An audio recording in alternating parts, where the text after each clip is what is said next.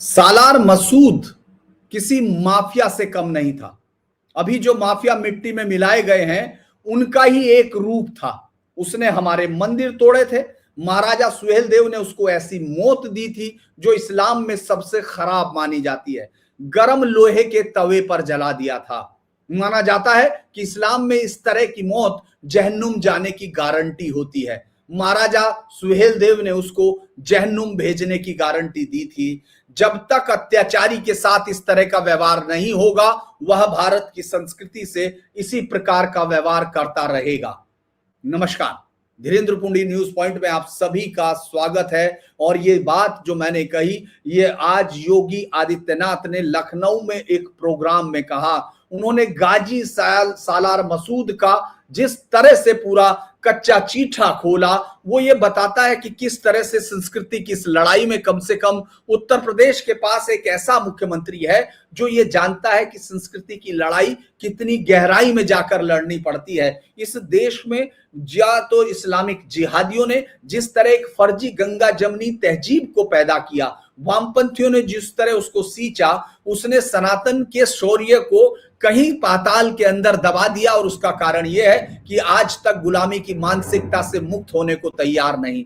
यहां से भले ही इस्लामिक जिहादियों कट्टरपंथियों को भगाया गया, उन्होंने इस देश के टुकड़े किए, लेकिन उनके नायकों को इसी देश में रख लिया गया, जिसका नतीजा है कि गाजी सालार मसूद, जिसको सुल्तान उल औलिया कहते हैं, जो इस देश में एक हमलावर और हत्यारे के तौर पर आया, उसने कितने मासूम सनातन धर्मियों का खून सिर्फ इसलिए बहाया क्योंकि वो ये मानता था कि ये काफिर है, इनका कत्ल जायज है। जो इस देश की बेटियों को, बच्चियों को दुनिया के बाजारों में 2 दिनार पर औरत बेचकर सेक्स स्लेव के तौर पर बेचता था, उसको इतिहास का ये देखिए, इसको विद्रूप कहेंगे कि इस देश से इस्लामिक जिहादियों ने एक देश का टुकड़ा तोड़ा, इस देश की आत्मा के साथ रेप किया और वो लोग यही नायक बनकर बैठे रहे। 47 के बंटवारे पर उन लोगों की हड्डियां उठाकर उनके हाथ में नहीं सौंपी गई, उनको यही रख दिया गया क्योंकि आगे की तरफ फिर कोई पाकिस्तान मांगने की काम शुरू हो। अगर हम ये बात करें, ये जो योगी आदित्यनाथ ने लखनऊ में आज एक प्रोग्राम में कहा कि 1000 साल पहले जो शौर्य महाराजा सुहेल देव ने दिखाया था, उसे सभी को जानना चाहिए। उन्होंने सोमनाथ मंदिर को तोड़ने वाले विदेशी आक्रांता को न सिर्फ रोका था, बल्कि ऐसी निर्मम मौत दी थी कि किसी की दोबारा ऐसा करने की हिम्मत नहीं हुई। सालों तक कोई इस तरफ मुंह उठाकर नहीं देख पाया। ये योगी आदित्यनाथ जो है एक भारतेंदु नाट्य अकादमी के 50 साल पूरे होने पर बोल रहे थे। दरअसल बीजेपी में एक बड़े बीजेपी के आने के साथ एक चीज बंद हुई कि जिस तरह से मुस्लिम तुष्टीकरण का अबाध प्रयोग यहां जारी था और उसकी आड़ में जिस तरह पाकिस्तान के लिए वोट करने वाली वो आबादी जिसने 90%, 96% यही रह गई थी, क्योंकि इन्हीं लोगों ने पाकिस्तान के लिए वोट किया था। ये रिकॉर्ड बताता, इसके लिए किसी की सुनने की जरूरत नहीं है क्योंकि वो तो कागजों में लिखा हुआ है, वो रिकॉर्ड तो आज तक मौजूद है। और फिर इस तरह के शायर पैदा किए जिनके लिए ताली बजाना, जिनको अपने पैसे देकर उनको पालना कि सबका खून शामिल है यहाँ की मिट्टी में। इस तरह की जो शायरी आपको सुनती रही, इससे पहले इस पर गंगा जमनी तहजीब का तेजाब चढ़ाया जाता है। इस देश में गाजी सालार मसूद का जिस तरह से उसका नेजा मेला लगता है, वो मेरठ से, मुजफ्फरनगर से, बिजनौर से, मुरादाबाद से, इस तरह आप देखते हुए चलिए वो हत्यारा किस तरह से इस देश में नायक बना। यानी जिसने सब महिलाओं के सुहाग लूटे, जिसने यहाँ चूड़ियां तुड़वा दी क्योंकि उनके पतियों को उसने कत्लो गारत करके मचाया, और हत्यारा हमलावर, इससे ज्यादा कुछ भी नहीं। और उसको यहाँ के लोगों ने कहा कि ये साहब इसकी मजार पे जाइए, जो भी मांगते हैं मिलता है। ये योगी आदित्यनाथ ने आज कहा कि हमारी समस्या क्या है। ये समस्या जड़ की है। वो कहते हैं हम नायकों को सम्मान देने में परहेज करते हैं। यही कारण है कि ऐसे एक वक्त समाज के नायकों को खलनायक के तौर पर प्रस्तुत किया गया, खलनायकों को हीरो बनाया गया। परिणाम हुआ कि समाज में उसी तरह के चरित्र आपको दिखाई देते हैं। जिस तरह से आपने देखा होगा कि ये एक मुंबई की फिल्म इंडस्ट्री, जिसमें एक डर जैसी फिल्म जिसमें आपको लगता है आपको नायक से ज्यादा खलनायक से प्यार होता है। आप अपने के समाज के बटे हुए दिमागी तौर पर चरित्र के अगर आप उसका पोस्टमार्टम करेंगे तो उसके अंदर से एक बदबू से बजाता हुआ इंसान निकलता है जिसको खलनायकों में हीरो दिखता है, जो डर के उस सीन में जब उसको सनी देओल पकड़ना चाहता है और वो बच के भाग जाता है तो हॉल तालियों से गूंजता है, क्योंकि आपके अंदर की आत्मा को इतना ज्यादा सड़ा दिया गया, उसके अंदर अपने लिए स्वाभिमान भी नहीं है। इसीलिए योगी आदित्यनाथ एक ऐसे हिंदू धर्म गुरु पहले दिखते हैं जो ये समझते हैं कि इस्लाम क्या कहता है और वो ये भी समझते हैं कि हिंदू धर्म के अंदर क्या मर्म है। तो इन दोनों के टकराव को समझने वाला शायद ही बहुत कम राजनेता आपके पास दिखाई देंगे, वरना सबको आप सर्वधर्म समभाव और आपको पीयूष गोयल जैसा नेता दिखाई देगा कि जब तक वो रमजानी अजान पता नहीं क्या करता था वो उसको खाना नहीं खाया जाता। इस तरह का आदमी आपको दिखाई दे और आप उसके सामने एक ऐसे मुख्यमंत्री को दिखाई दे जो ये समझता है कि इतिहास में क्या हुआ है और इस इतिहास की अगर इसी परंपरा को चलने दिया गया तो पीयूष गोयल जैसे लोग बहुत दिन तक दिखते नहीं हैं। ये लोग सत्ता में आए हुए लोग हैं जिनको हो सकता है किसी एक पार्टी में, माफ करना अगर किसी को लग रहा हो कि मैं किसी बीजेपी के नेता का नाम ले रहा हूं, वो इसलिए कि इसी पार्टी के अंदर ये दो धाराएं आपको पैरेलल दिख रही हैं। एक तरफ योगी आदित्यनाथ है या फिर उसी परंपरा में आपको हिमंता दिखता है जो अपनी किसी भी हिंदू आइडिया को लेकर अपोलोजिस्टिक नहीं है, किसी और पर प्रहार करना कोई मतलब नहीं। लेकिन गाजी मियां की दरगाह पर जब ये मेला रोका गया था, इसको लेकर कोर्टों में बहस हुई थी, आपको याद होगा। और हम लोगों को बचपन में जो बाले मियां की मजार है, फला की मजार है, ये सब लोग हत्यारों के नाम पर पूजा थी, ये इस तरह था। बल्कि मैं तो इसको इतिहास में फिर ऐसे देखने लगा कि जब जजिया लेना मुश्किल हो गया, जब मुसलमानों के ऊपर ये तलवार की धार, चूंकि अंग्रेजों के आने के बाद उनकी धार कमजोर होने लगी, उनका सरिया कमजोर होने लगा, तो उन्होंने एक नया रूप धार लिया और वो नया हुआ कि गंगा जमनी की तहजीब क्या है। यानी जो जजिया नहीं ले पा रहे थे, उसीलिए जो तलवार की धार पर जजिया नहीं ले जा रहे थे, उन लोगों ने जिन्होंने ये 1316 से शुरू हुआ, 1300 जब जजिया लेना शुरू किया, मुझे याद है, आपको मैंने वो पढ़ के भी सुनाया हुआ बहुत सारे दर्शकों को, कि किस तरह से अलाउद्दीन खिलजी का जब नवाब उससे पूछता है अपने वजीर से, टोंक के रहने वाले से, कि ये बताओ कि क्या जजिया कैसे लिया जाना चाहिए, तो वो बताता है कि जजिया इस तरह लिया जाए कि अगर जजिया लेने वाला सोना और चांदी मांगे तो देने वाले को यानी काफिर को सोना देना चाहिए, नीचे बैठ के शर्म के साथ देना चाहिए। यानी मांग वो भिखारी हत्यारा रहा है, जैसे अभी पाकिस्तान मांगता है और कह रहा है कि हमको मदद करनी चाहिए। आज मैं उसके एंकरों को सुन रहा था, मुझे लगा कि ये दिमाग सड़ा हुआ आज तक उसी तरह है, जबकि इनका उसमें खून कितना मुझे मालूम नहीं। ये सब कन्वर्टेड जो पाकिस्तान के 90% लोग हैं, उनके डीएनए का उनको पता है कि वो कन्वर्जन से बना है। इसके बावजूद आप सोचिए, वो ये कह रहा है जो 96 में लिया गया लोन है आज तक वापस नहीं किया, और कह रहे हैं कि अब उनको जरूरत है तो हमको बड़ा दिल दिखा के उनका लोन वापस कर देना चाहिए। तो इसी तरह से अगर आप इतिहास के आईने में झांकेंगे तो आपको दिखेगा कि इस तरह से ये पूरी के पूरे लोगों ने क्या किया।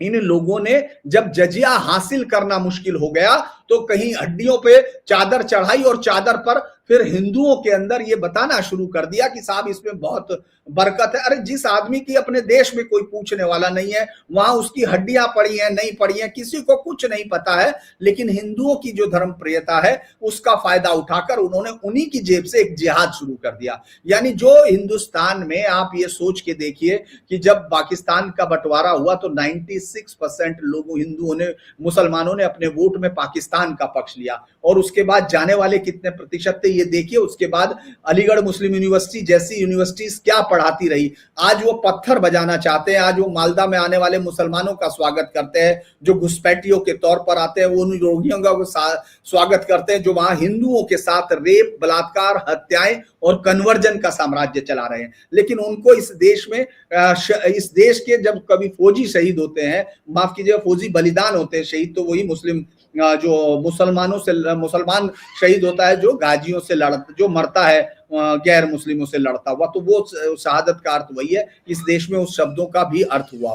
योगी अपने जब भाषण में बता रहे थे तो उन्होंने बताने की कोशिश की कि भाई धुरंधर या विपक्षी, एक समय पे उन्होंने बताया कि ऐसे लोगों का कब्जा हो गया था जो पेशेवर गुंडे माफियाओं को नायक के रूप में दिखाते थे, जो मैंने आपको अभी बताया कि किस तरह से वो डर का माहौल था। आज सिनेमा का सच्चाई दिखा रहा है, आज सिनेमा अच्छा करने की कोशिश कर रहा है, समाज भी उस अच्छाई को वैसे ही देख रहा है। समाज की संवेदनाएं देखनी हो तो रामायण सीरियल को देखिए और उसकी कोई तुलना ही नहीं हो सकती। भारतीय समाज अपनी परंपरा और विरासत से अगर जोड़ा जाता है तो वो खड़ा होता है। भारतीय समाज ने महाराजा सुहेलदेव को भुला दिया। आप सोचिए कि उस हत्यारे के लिए, जो गाजी है, जो इस देश पे हत्यारा है, इससे ज्यादा उसको कुछ नहीं कहा जा सकता, वो आदमी, उसके लिए लोग मेले लगाते हैं, वहां हिंदू पहुंचते हैं, बारातें लेके जाते हैं। यानी जिसने बारातें उजाड़ दी उस आदमी के लिए वहां से कि यहां से ये मिलेगा, ये सब उसी का नतीजा है कि गंगा जमनी में आपकी आंखों के ऊपर एक इस तरह की पट्टी बांधी जो देखने में मखमली लगती है। कोई भी आता कहता अरे बड़ी सुंदर पट्टी है, उसको ये नहीं पता कि ये अंधा हो गया, ये पीछे कुछ देख नहीं पा रहा है। तो जिस स्थान पर आज जिस तरह से योगी आदित्यनाथ बोल रहे थे कि भारतीय समाज ने महाराजा सुहेलदेव को भुला दिया। महाराजा सुहेलदेव अगर याद करेंगे 2016-17 से पहले वहां के कहीं भी कहानियों तक में नहीं आते थे। जब मैं चुनाव कवर कर रहा था तो मैंने एक बार वहां सारनाथ के बाहर मूर्ति लगी देखी, तो मैं जाके पूछा कि ये भाई किसकी मूर्ति है, या जाके पढ़ा वहां तो उस पर लिखा रहा था महाराजा सुहेलदेव, सम्राट या महाराजा सुहेलदेव लिखा हुआ था। तो ये वहां से यात्रा शुरू होती है, फिर एक किताब लिखी जाती है और फिर धीरे धीरे लोगों को पता चलना शुरू होता है कि एक महान राजा जिसने स्थानीय राजाओं को इकट्ठा करके एक हत्यारे, बलात्कारी, क्योंकि फौज लेके आने वाले, एक उसको इस तरह से मारा जिसका आज योगी आदित्यनाथ जिक्र कर रहे थे। उन्होंने कहा कि हमारी सरकार ने उनका स्मारक बनवाया, लेकिन समाज ने तो उसको भुला दिया था महाराजा को। तो ये क्या गुलामी नहीं तो क्या है? जिस स्थान पर महाराजा ने सालार मसूद को मारा वहां मसूद मेला लगता है, मतलब लगता था, ये कहना चाहिए। योगी आदित्यनाथ ने वो बंद कर दिया था। सुहेलदेव का कोई जिक्र नहीं करता, महाराज के योगदान को कोई याद नहीं करता था, लेकिन आज लोग महाराजा सुहेलदेव के स्मारक पर जाते हैं। वो कहते हैं कि जब मैं गोरखपुर का सांसद था तब मैंने महाराजा सुहेलदेव के विजयोत्सव पर बहराइच में हमने कार्यक्रम का आयोजन किया था, तो प्रशासन ने रोकने का प्रयास किया था। आप ये सोचिए कि किस तरह की मेंटेलिटी, किस तरह की वोटों के लिए गिरने की हद होगी। उस वक्त कार्यक्रम में इतनी भीड़ नहीं थी, सालार मसूद के मेले में भारी संख्या में लोग जा रहे थे, और मैं जो लोग तुम्हें रोंदने आए तुम उनके मेले में जा रहे थे। लेकिन अब समय बदल गया, मुझे अच्छा लगता है, भीड़ अब उल्टा महाराज सुहेलदेव के उसमें जाती है। अब सालार मसूद के मेले में कोई झांकने भी नहीं जाता। भारत की संस्कृति को रोंदने वालों का सम्मान नहीं होना चाहिए। मुझे महाराजा सुहेलदेव पर कोई नाट्य संगीत नहीं है, हमें उनके ऊपर बनाना चाहिए। वीरांगना अवंती बाई, उदा देवी, वीरांगना झलकारी बाई, महाराजा बिजली पासी के ऊपर संगीत और नाटक बनने चाहिए। ये नाटक दिखाने चाहिए जिससे बच्चे उन्हें अपना नायक माने। जिन खलनायकों ने भारत की संस्कृति को रोका है उन्हें कभी सम्मान नहीं मिलना चाहिए। ये जो अगर हम लोग कहें, महाराजा सुहेलदेव का जन्म जो है 990 ईस्वी शताब्दी में हुआ था। चूंकि इस कहानी में आप सोचिए, मिराते मसूदी नाम का एक लिखा गया, उसके जब वो आया 9वीं शताब्दी 10वीं शताब्दी में, वो जो हमलावर हत्यारा, तो उसके बाद ये 500 साल बाद किसी ने मिराते मसूदी लिख दी और उसी में से फिर बाकी सारी कहानी उसने उसकी पूरी कहानी बताई। ये वो भूल गया कि बाद में ये कहानियां इस देश के जो सांस्कृतिक युद्ध है उसमें इस देश को, लोगों को ये बताने के भी काम आएगी कि तुम्हारी संस्कृति क्या थी, जिसको नष्ट करने वाले नायकों को लेकर ये किताबें लिखी गई हैं। दरअसल सुहेलदेव जो है राजा मोर ध्वज के बड़े थे। उनका कभी उनको सकर ध्वज कहा जाता है, कहीं उनको, चूंकि लोकगीतों में वो रहे, सुहीर ध्वज कहा जाता है, सूरीदिल कहा जाता है, सूरीदल ध्वज कहा जाता है, राय सुहिद देव कहा जाता है, सुसज्ज सुहार दल कहा जाता है। और अवध गजेटियर के मुताबिक उनका शासनकाल 1027 से 1077 तक था, बहराइच और स्वास्थ्य दलों में था। ये जो पूरी डिटेल से जानकारी है, चूंकि जो मंदिर है बालार्क, जो सूर्य मंदिर था, उसको नष्ट किया था इस आदमी ने, जिसको गाजी मियां कहते हैं वो। और जबकि जिस तरह से महाराजा सुहेलदेव को उसके बाद ये युद्ध हुआ, उसके युद्ध में ये गाजी मसूद 1001 में पहली बार भारत पर जब महमूद गजनवी ने आक्रमण किया था, 17 बार के आक्रमण किए। और सालार मसूद, सैयद सालार मसूद गाजी, इसी गजनवी का भांजा कहा जाता है। और शुरुआती आक्रमण में उसने महमूद गजनवी के सैन्य बयानों, हालांकि उसकी उम्र कभी कहते हैं 9 साल, कभी 15 साल, कभी 19 साल, मरते वक्त 1900 साल कहते हैं। और इतिहासकार प्रेम नाजिम ने कहा the life and time of the Sultan Mahmud of Ghazna में बताया कि आज के उस समय वहां था। उसके बाद उसने सैयद सालार मसूद गाजी ने सबसे बड़ा काठियावाड़ पर हमला किया। इस हमले में मंदिर का खजाना लूटा, कत्लेआम किया गया, रास्ते में जो रियासतें आई उनको नष्ट किया गया और हिंदुओं का धर्म परिवर्तन कराया गया। सालार मसूद के नाम पर बाद में एक मौलाना मोहम्मद अली मसूदी ने किताब लिखी थी, यही अनवारे मसूदी। उसके मुताबिक यहाँ सैयद सालार आगे बढ़ा और यहाँ बहराइच में आने पर उसका सामना महाराजा उनके साथ हुआ सुहेल देव के, और महाराजा सुहेल देव ने इस रास्ते में पीछे हटने से इनकार कर दिया। तब वो राजा थे, उन्होंने आसपास के 21 राजाओं के साथ मिलकर एक बड़ी लड़ाई लड़ी और उस जंग में हिस्सा हुआ, भयानक जंग हुई और महाराजा सुहेल देव ने सैयद सालार को हरा दिया। सैयद सालार को मारा भी गया, वहां खत्म कर दिया गया। लेकिन आप ये सोचिए उसके बारे में यूपी के कितने मेले लगते हैं जो कहते हैं कि सूफी संस्कृति दिखाते हैं। वो है बहराइच का जेठ मेला जो दरगाह शरीफ पे लगता था, 500 साल पुराना। ये बताते हैं ऐसा कोई 500 साल पुराना नहीं होगा, ये झूठी और मक्कारी से भरी हुई कहानियां होंगी जो आपको अगर आप खोजते चलेंगे पता चल जाएंगी। संभल का नेजा मेला मिलता है, होली के एक सप्ताह बाद लगता था। भाला लहराकर गाजी की स्मृति, और भाला मतलब जिसने आपकी कल्चर को खत्म किया उसके लिए लगता है। मार्च 2025 में योगी सरकार ने इसको बैन किया, राजद्रोह कहा। 124 स्थानों पर यह लगता था, लेकिन मुख्यतः संभल में। गोरखपुर बाले मियां 900 साल पुराना बताते हैं। 900 साल पुराना इस देश में कोई, जिस पागलपन की हद इस देश में हुई है वो कोई नहीं कह सकता। वहां गाजी को बाले मियां कहते हैं। 2025 में ये रद्द हुआ। प्रयागराज में दरगाह पे रामनवमी जुलूस हुआ, वो बंद हुआ। और ये सब चीजें, अवध के छोटे मेले, बाराबंकी, सीतापुर, मेरठ, इन सबके तो कोई जानता ही नहीं। गाजी की कहानी इतिहास का आईना है कि किस तरह से आक्रमण करो, यानी सुहेल देव को जिस तरह से खत्म करके और उसको बताइए। ये जो मैं गाजी का अभियान में उसके बाद वो तारीख बताते हैं। ये दरअसल गाजी जो है बाराबंकी पहुंचता है, सतरिक, वहां से अवध क्षेत्र पे हमला करता है और ये चितौरा के जंगल में लड़ाई होती है। इसके पास 50,000 सैनिक थे। इन्होंने सूर्य मंदिर के, जो सूर्य कुंड आजकल बालक है, जो बालक ऋषि का था, उसको नष्ट किया। गाजी के आक्रमण का विरोध किया और महाराजा सुहेल देव पासी ने, जिनको भारत माता का वीर सपूत कहना चाहिए, उन्होंने इसको युद्ध किया और इसको मौत दी। गाजी की संख्या, जो गाजी की सेना संख्या में श्रेष्ठ थी, लेकिन 3000 से 5000 लोगों के साथ जंगल और कीचड़ भरे इलाकों का फायदा उठाते हुए वो उन महाराजा सुहेल देव ने ये रणनीति तैयार की। सुहेल बावनी और लोरी कायन, ये आपको उसमें दिखाई देगा। उनके भाले का बहुत बड़ा नाम लिया जाता है। और फिर गाजी जो कि गायों को चुराने आया, उस समय वो गायों का हत्यारा, वो तो खाना चाहता था, वो खाता था उनसे ज्यादा।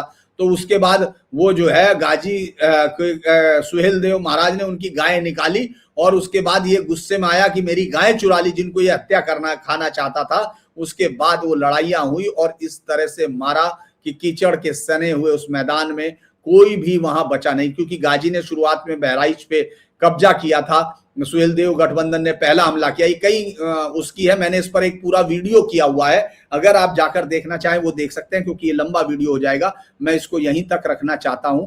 लेकिन ये जरूर है कि युद्ध एक दिन चला, घेराबंदी कई दिनों की थी। गाजी को वहां निपटाया गया, मारा गया और बाद में उसके कुछ लोगों ने इसको वो बना दी। महाराजा सुहेल देव को बस श्रावस्ती का रक्षक कहा गया और उसके बाद से, लेकिन वहां वो बना दिया गया गाजी की, और उस पर प्रभाव पर बाद में बना दिया गया। महाराजा सुहेल देव को भुलाया जाता रहा और औरंगजेब, इससे पहले इसको फिरोज शाह तुगलक ने खोजा, उसके बाद कई सारे शासकों ने, जो इस्लामिक शासक है, क्योंकि उनकी नजर में तो ये बड़ा था, ये तो क्या जाता है। लेकिन 2021 में प्रधानमंत्री नरेंद्र मोदी ने बहराइच में सुहेल देव का स्मारक शिलान्यास किया और वो है, मुस्लिम कथाओं में सुहेल देव को ही खलनायक बनाया और उसी के सहारे ये सब चीजें चली।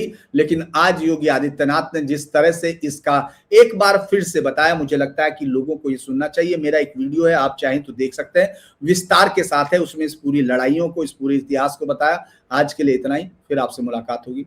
नमस्कार, धन्यवाद। वीडियो को लाइक करें, सब्सक्राइब करें, शेयर करें और सनातन के साथ जो देश के जो गर्भनाल के रिश्ते हैं उनको जानने के लिए इस चैनल को देखते रहें।